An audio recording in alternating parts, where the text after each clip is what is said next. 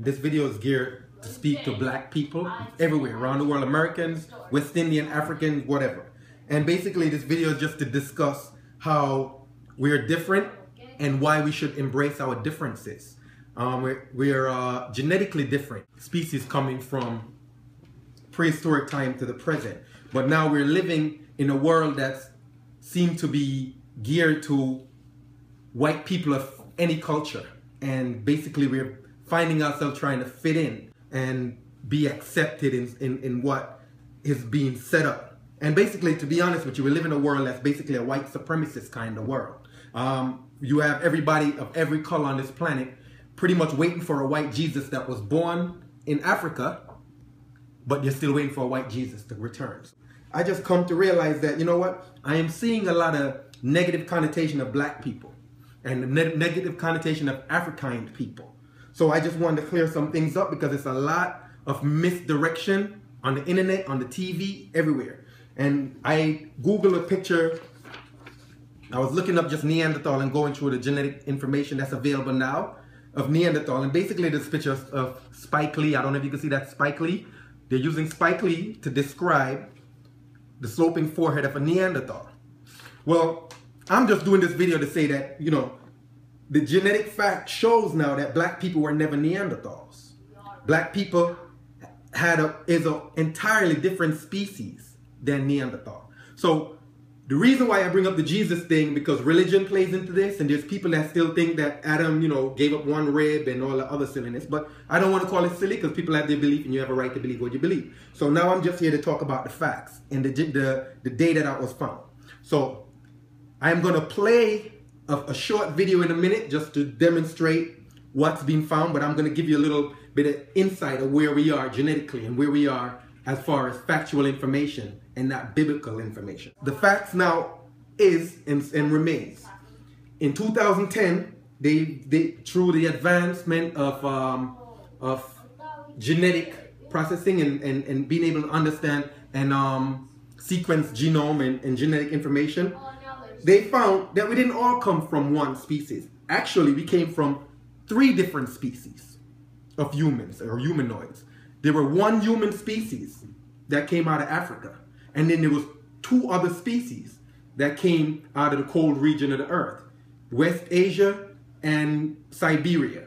Now, when people hear that, go, okay, we came from 3 different species, how come we seem to be the same? Because at some point we merged. So it may sound like I'm saying that we are different, but we are the same, but we're actually very different. And we're the same because we're related through mating. In 2010, in Siberia, very cold. Everybody know where Siberia is, very cold. They found a distinctly different subspecies of human called Denisovans. And the Denisovans are a subspecies of human, closer to monkey. So, you know, what triggered me to actually make this video, because somebody took down the Tamar Rice picture off his webpage.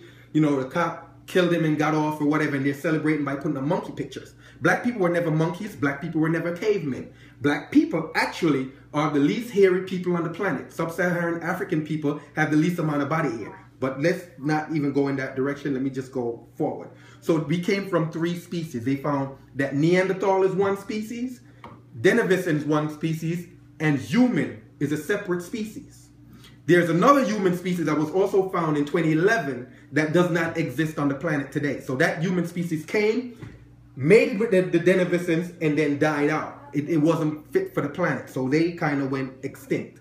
So we know now that humans that you see everywhere on the planet came from 3 different species. But because we live in a white supremacist world, I must have you hear from a white person, and then I'm going to go back into giving you a little more information of the actual facts as it's being twisted, and I'll show you some stuff and show you how black people need to refine ourselves in order to function in a world that's created more for us and not necessarily try to fit in everybody else's creation. Okay, I'm going to press play. And out of Africa came the modern humans, and the word the geneticist uses admixed. They admixed with the Neanderthals. And they all used to live in caves in those days like this. Came out of Africa, admixed with the Neanderthals. This was Neanderthal territory. There was another group of Neanderthal-like creatures called the Denisovans. They lived up here in Siberia, and they have their genome has been sequenced. They were distinct from the Neanderthals, and so you can find in people of European and Asian ancestry evidence of about 7%, 5 to 10% of your genome is common with that of Neanderthals. We've been separated from them for 30,000 years or so. And in some of the tribes in Papua New Guinea and those islands out there, there's evidence for a different kind of genome, which is probably the Denisovan genome. And they might have 7% Neanderthal and 5% Denisovan. So they might be 12 or 15% different from us. And in fact, the Africans who came out from Africa have no evidence of any Neanderthal genes in them. No evidence of admixture. So they're the real pure humans. Homo sapiens. Really, really interesting. It gives you a lot to think about. Right. All right. So that ended with a little bit of laughter because it's an uncomfortable laughter when somebody says Africans are the only pure humans on the planet. But it goes further than that. And what I've been noticing now as I'm looking at the news and I'm watching the TV, you're getting a lot of little twists because there's something in people that's trying to prove supremacy. And I'm not here to make a video about who's better than who, because I think everybody add to this planet and give something great. White, black, Chinese, Indian, whatever. But when you start seeing videos and people always with this monkey thing, I look at a lot of stuff from out of Brazil and they're always putting monkey pictures next to black people. And sometimes I sit around and I can truly say that pissed me off. So, you know, with that said, what was explained on the video, he said basically Africans were always human from out of Africa. There was two other species, Neanderthal and Denisovans.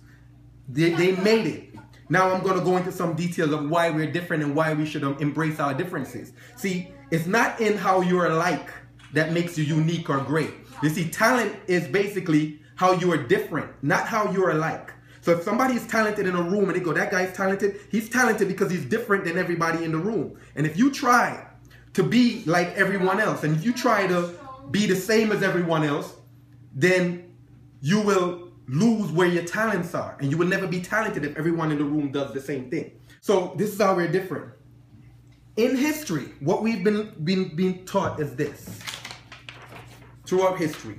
And when basically people attempting to be supreme took hold, we've been taught. And can you see this page right here? Can you see it? Give me one a little bit. So here's a diagram of the miseducation that you would find online. You would find that what we're being taught is that Africans, which were the human species, came out of Africa. And they try to use this species to represent all species that exist on the planet today. This is a relative of the people that exist on the planet today, but not everyone is sub-Saharan African. Sub-Saharan African is a different and unique species of humans. These two other species were two separate species, but they're saying what we're taught is that the Africans left out of Africa, went into the cold region, started to turn white because of the cold, and then split into Neanderthal and Denisovans, or Denisovans. And human went in another direction, and then this went extinct. This is an upside down and backwards diagram, which our educational system like to keep us upside down and backwards. This diagram should look like this. It should be turned around. And this should represent Africa. Humans, black people, are the only humans on the planet. They went into the cold region and met Denisovans and Neanderthal, made it, and went forward. And the Denisovans and Neanderthal went extinct because they were not right for the planet.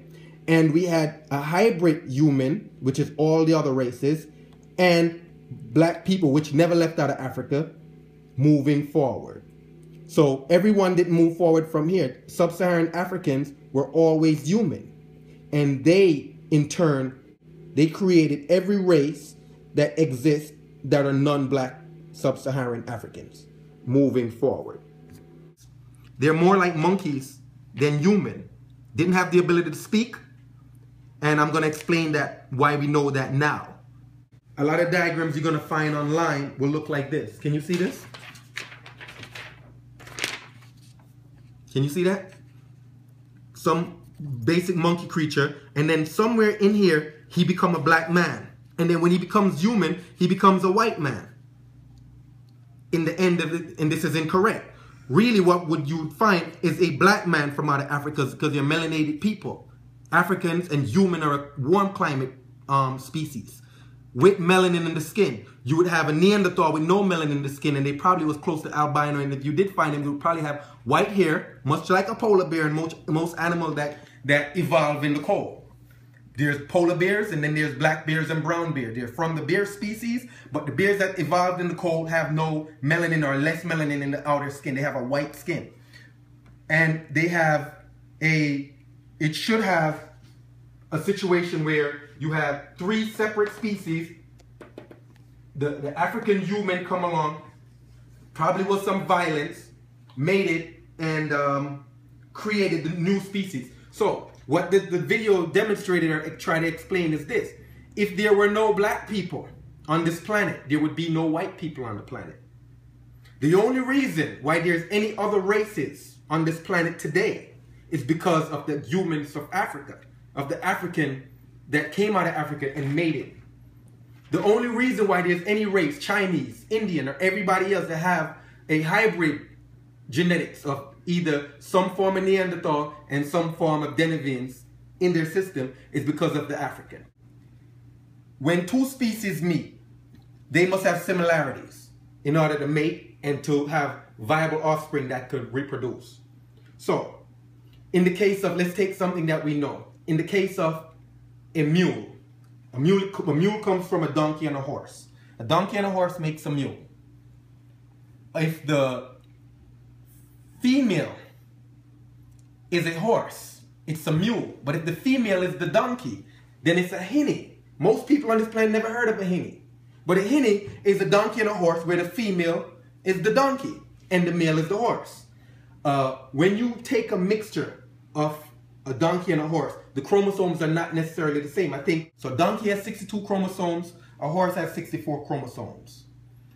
When you mix them, a mule cannot have offsprings. So a mule must be always bred between a donkey and a horse. And the reason why they can't have offspring is because the chromosome different in meiosis when the forming of an egg form to meiosis, the splitting of a cell form to mitosis. So when there's a split in the chromosome, you have an odd number chromosome, and the egg could never form or the sperm could never form properly, so you'll never be able to have a viable offspring. Where when a human and a subspecies of Neanderthal or Denisovans met, there was some kind of close mix. And either you had a proper mix, or maybe that's the reason why we have a fusing of chromosome 2 in the human genome.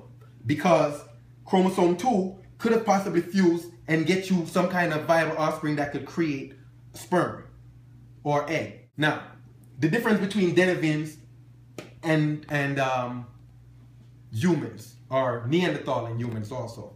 1, the white skin. And I've just said a while ago that humans are warm climate creatures. And if you went out in space looking for life out in space, you should be looking for at least 4 species of humanoids. You should be looking for Denisovans, Neanderthal, humans, or the one species, human X, that nobody exists right now with that specific genome that they know of. Maybe there's somebody out here where they haven't tested him yet. But you should be looking for 4 types. But white skin is tied to Neanderthal. Straight hair is also Neanderthal hair. If when they checked the genome, they found that's the case, right? Most people on the planet that's non-black, and maybe myself, I'm also probably, been mixed at some point during the transatlantic slave trades or whatever. I may have some Neanderthal or Denisovans DNA in me, who knows? But people from Africa and sub-Saharan Africans don't have any Neanderthal DNA. Now, white skin, Neanderthal trait. Straight hair, Neanderthal trait. Now they're believing that obesity is also a Neanderthal trait. And that comes from a species that evolved in cold climate where the species probably had to store food. Because you would have cold climate where you would have shortened the food. And that has a lot to do with, the temperament of a species also. If the amount of food they have. And you would find a different temperament in Neanderthal and Denisovans than you would probably find in sub-Saharan Africa. They probably were most likely more vegetarian than Neanderthal and Denisovans, who were probably meat eaters. But let's go a little bit deeper into what I'm trying to explain, the reason for this video. Black people are also audio beings. And I've always taught my kids that black people are audio beings because, one, they've discovered, and the studies and the specialists and people that have been studying bones or whatever do believe that Neanderthal could not speak. Neanderthal could not speak because, one, the hyoid bone, which is in the throat, and the larynx are too high. In a Neanderthal, the hyoid bone is too high to allow for the passing of wind and in the throat to form speech. And most likely, they would make grunt noises like monkeys do. Where human had evolved speech for almost 300,000 years prior to the meeting of the Denisovans. Human has been speaking. So what you would find if there are species that have speech for that long. This is some difference, and this is the unique part and the purpose for this video. In a Neanderthal skull that they find, Neanderthal skull, human skull. Let me see if I can hold these so you can see both of them together. Neanderthal skull, the optic area in a Neanderthal skull, or the Neanderthal brain, is 3 times bigger than the optic area in a human brain. It's almost, basically it's round. This is elongated. There's a lower temporal region in the Neanderthal skull, so there's less temporal development, more temporal development in humans. This has been so. So speech has always been a part of a human trait. If you have speech, then the receptacle for speech has also got to be developed. If there's speech, then hearing is also well developed. And I'm going to say something to that fact soon, right? But speech in the temporal area, hearing is also in the temporal area. Optic is in the back portion of the Neanderthal brain. In the Neanderthal, the optic area is 3 times more developed than the human. European art, African art. So I was watching a video, and I'm just going to hold this for a while. I was watching a video where they said, you know what, the Neanderthal was greater than we thought, you know, because now I don't know what this new thing is where they're trying to say the Neanderthal was just so well developed and he was a master craftsman. I don't know. He didn't speak. So, and throughout history, they've been always said the Neanderthal was primitive. And I think they did that when they thought Spike Lee was the Neanderthal, or the descendant of the Neanderthal. But now that's also starting to change. So this is art. And I'm not saying that black people can't do art, because this is the artwork done by a black person. So you can develop and do art in a way that's acceptable. You know, that you can say, okay, this is a pretty decent art, there's some detail. But the level of detail you find in African art and the level of detail you find in European art, to me, is representative of their ancestors with this developed optic area, 3 times larger than the human. So those traits are passed on, just like the white skin is passed on from here and the straight hair. Black people have oval hair follicles, and it causes the coiling of your hair. White people have round hair follicles, and it causes the straightening, the straight hair. Neanderthal had straight hair. And the chances are they had red hair or possibly white hair, and they lacked melanin. You know, they're reshaping who the Neanderthal was. He was a great craftsman and whatever, you know, and he died from a volcanic eruption, and he was a great hunter, and he probably was a greater hunter than the African. No. Hunting comes from not just the eyesight. They saying because the optic hair was great or big, the eyesight was big. And that's not true. The eyesight probably was pretty decent because the optic hair was good. But the memory of the visual of what you see would be what the result of a large optic area would come from. The memory of detail, the ability to see detail and put detail to paper or to draw and remember the detail.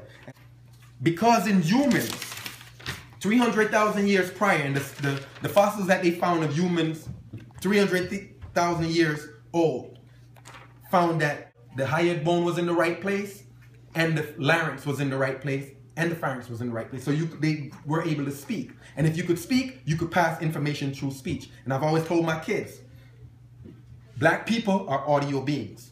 We've developed speech long before the Neanderthal and the Denisovans met.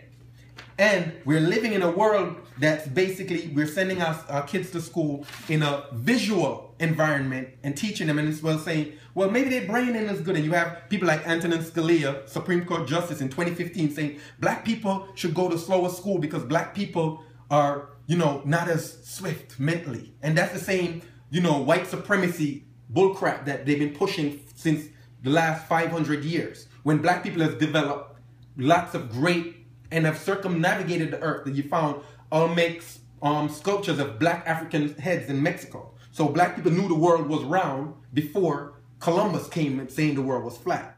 We are living in a world where black people being an audio being, living in a world of optical being. You're sitting your kids in school and he's looking at the board and he's doing all this stuff, and then you send him home to get a test with a white kid, and the white kid who came from here retain more of the information than your black child, and you think that, well, maybe he's not as bright. No, it's the way you're giving him the information. If you take all the information I'm giving you today and dump it on top of the computer, it won't get into the computer. Your brain is a computer. So your brain has a way to interface with the information. You got to get the information into the brain. And the best way to get information into the brain is how that brain was created to receive the information. The way you put in information into this laptop, you got to type on the keyboard. If you set it to audio, you got to speak into the mic.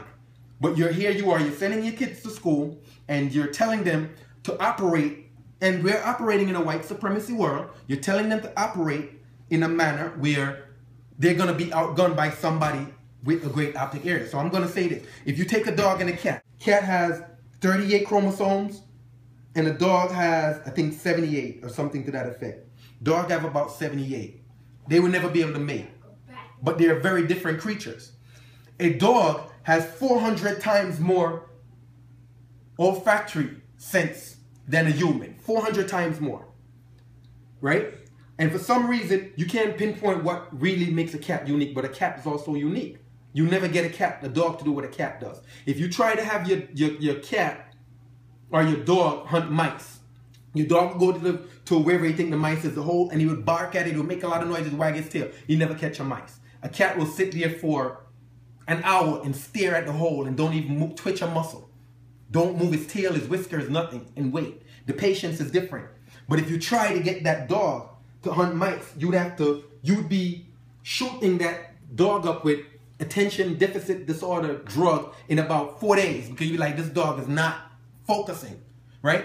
But if you use the ability of the dog with the sense of smell that's 400 times more developed than a human, and you go, somebody escaped from prison, one of the famous ones, you go, smell this shirt, or smell it, go get him. This dog will chase that individual from here to Florida, sniffing and remembering the scent, the smell, because this olfactory area is way more developed than that of a human, and probably more so than the cat. The cat do have a great olfactory. Black people create all the music, or popular music in America, ever since from blues to present day, and probably before that, is black, because our optic area and our audio areas is where we have our strength. Not only in America, black people create all the popular music wherever black people exist. If you look at music notes, black people did not create music notes. Because we are being audio beings, our data enters our brain through the audio, the receptacle of the ears. We didn't need music notes. Or most black child or most black people like B.B. King doesn't read music, but he plays music. He can sit down, he can hear it, and he can reproduce it. Most kids, being black, give them an instrument, they'll play around with it. In about an hour, you could go back and you could play something pretty rhythmic and something pretty musical. And he doesn't read music. The invention of music note came from white people perception of being visual and needing to see notes in order to recreate music. So music notes is created, again, not for us, but for our white counterpart. If you look at the diagram, occipital is vision, temporal is memory, hearing, speaking, most of your cerebral functions. Who decided that learning was sitting and staring at a chalkboard or a book? Black people are physical, and physical interaction with the material, similar to muscular memory, is temporal and cerebral, which was not developed in the Neanderthal. That was developed in the human, temporal development. Occipital is just plain vision. That's probably the reason why black people do not enjoy standing at a museum quietly staring at pictures. That's not our thing. People say black people don't read. Well, maybe we're not stimulated by just sitting here looking at the book. So black people learns best by a physical interaction with the material, similar to muscle memory, which is a temporal cerebral interaction with materials. There's cups and beads and some smell good. It's an abacus, okay? It's an... Just a quick story before I wrap up. My kids come from school in like 6th grade, well, maybe like 3rd grade, when they're learning their times table. And I do my times tables like this. And I'm going to do it like I go 4 1s, 4 4 2s, 8 4 3s, 4 4 4 16, 4 5 24 6 24 4 7 28 4 8 32 4 9 30 4 10 40 4 11 44 4 12 48. I can do 6 1 6 6 2 12 6 3 18 6 4 24 6 5 30 6 6 36 6 7 42 6 8 48 6 9 54 6 10 60 6 11 66 6 7 72. And I've been doing that since I was 3 years old. Now, when they come home and they have their times table on paper and they're sitting there, they're not passing anything, and their teacher's sending them home with this times table and they're looking at it, they're not retaining any information because that's not the way you were created to put information in your child.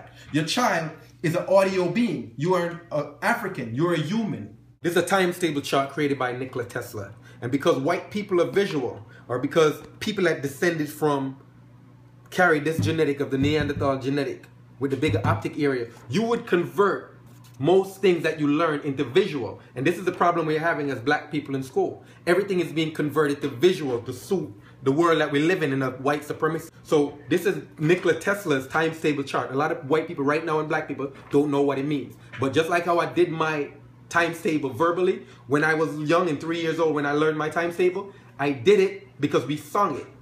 Somewhere along the line we knew that we had to sing the information to get it in. This right here is Nikola Tesla's chart of how he would memorize this times table. And they said this is the perfect way to do times table. I can't make sense of it, but because I sung my times table when I was 3, I remember to be able to do it that as fast as I did it on video. Now, because the thing that people don't understand about music is this. Music is to visual art as patterns is to rhythm.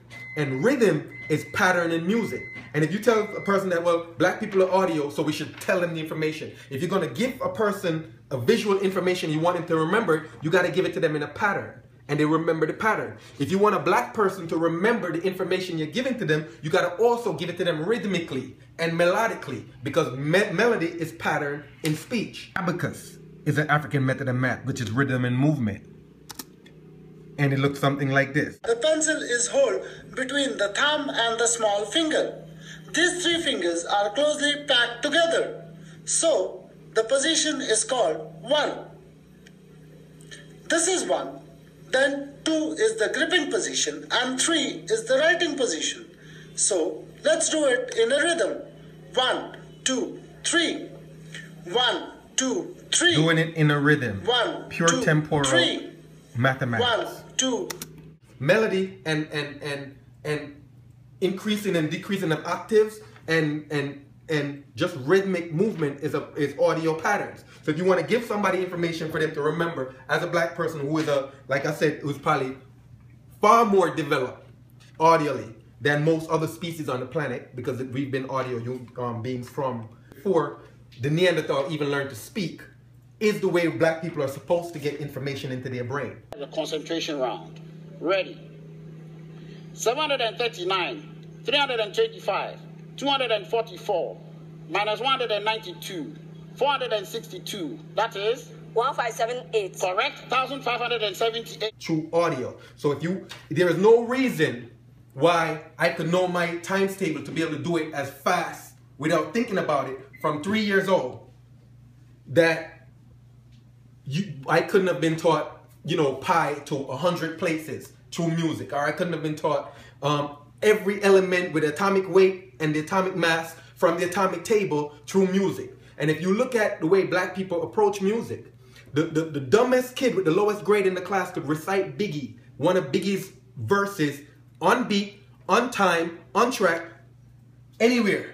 He could do Nas, he could do whatever, he could rap, he could sing, because he heard it. So basically, that's what that comes from. But because we are forcing our kids into a visual world, because of the way everything is set up, now your kids is falling behind in school because they're forced to use one of their lesser senses as a means of getting information into their system. Your audio-verbal senses.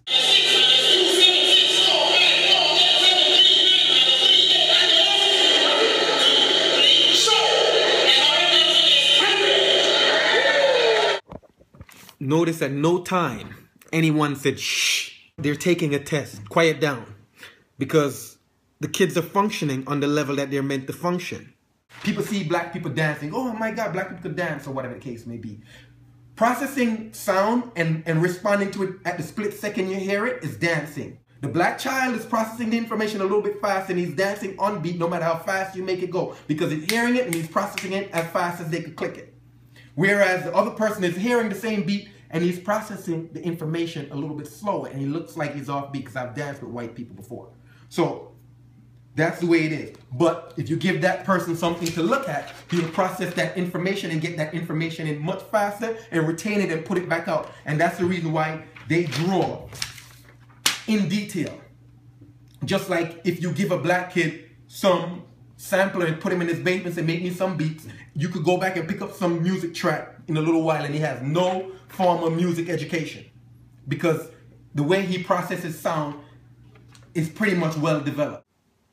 People seems to have this grand dream of equality and the end of racism. Guess what? Racism is never gonna end. 300 years from now, when you watch this video, or if you can watch this video 300 years from now, it'll still be racist.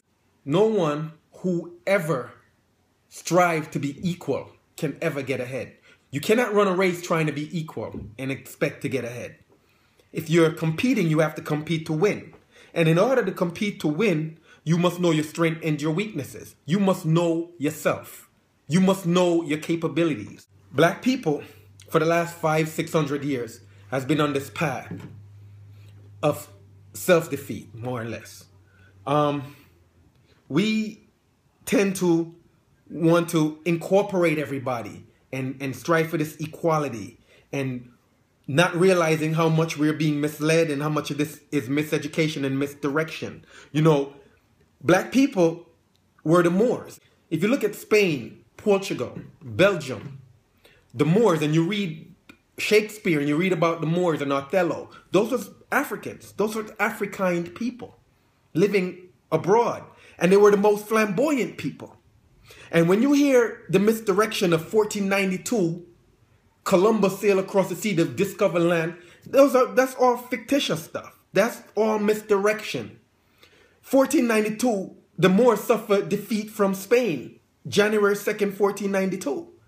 The Moors were annihilated, lost track of strength through vanity, through being flamboyant. They were the most flamboyant, the brightest. They trade with every country. They traveled the world from the Americas to Africa and from Africa to Europe. And when they suffered defeat in 1492, you hear the story of Christopher Columbus going out there to see if the world was flat and what was out there. The Moor already told them what was out there, because these were black guys covered in gold. They wear gold armors and trinkets of gold, like the pictures show you. So Columbus did not go to see what was out there. Columbus went on a land grab because Africa was defeated.